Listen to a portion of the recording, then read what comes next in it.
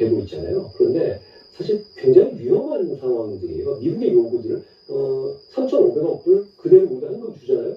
그러면 저는 진짜 이재명 대통령 말처럼 이건 IMF 수준의 위기가 올 수 있다고 생각해요. 그러니까 협상을 잘해야죠.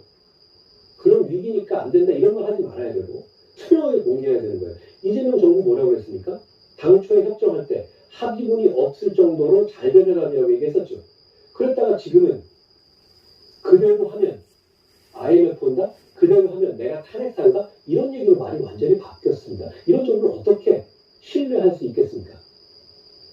이재명 정부는 야당이 아니에요. 이제 결과를 내야 되고 국민께 설명을 해야 되는 집권당입니다. 행정부입니다. 그 역할을 제대로 안 하고 말이 180도 바뀌고 있잖아요. 저는 그런 차원에서 우리 오재준 의원과 김혜란, 유재화, 박상수 변호사가 냈던 이 정봉대 청구가 대단히 유효하다고 생각해요. 사실 이건 민주당 입장에서 거부하면 안 되는 겁니다. 왜냐하면 한미 FTA 당시에 민변에서 같은 소송을 제기해서 성공한 사례가 있거든요. 그 전례를 따라서 이 과정을 투명하게 국민들께 공개해야 된다. 이런 말씀을 드립니다. 앞에 뭐 좀 이런 얘기 좀 더 할까요? 지금 배임죄를 폐지하겠다라고 뜬금없이 민주당이 들고 나왔잖아요. 역시 이것도 이재명 대통령이 배임죄로 기소됐기 때문에 그걸 면소 판결로 이끌겠다는 거예요. 무죄 받을 자신은 없으니까. 여러 가지 배임죄로 기소돼 있잖아요. 그런데 그 죄가 없어지게 되면 있었던 죄가 없어져요. 그럼 기존 재판은 어떻게 되냐면 면소 판결하게 됩니다. 무죄 판결하고 똑같아지는 거예요. 이걸 노리는 거죠.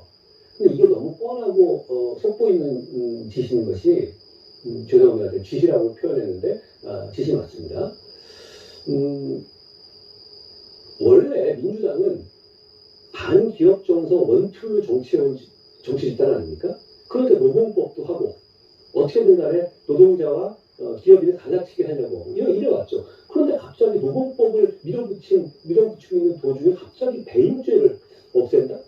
그 배임죄는 대기업의 어떤 사주나 대표이사가 회사에 부당한 거래를 하거나 부당한 계약을 하거나 자기 입속 처리는 계약을 하거나 해서 주주들에게 손해를 입히고 이런 걸 처벌하는 거거든요.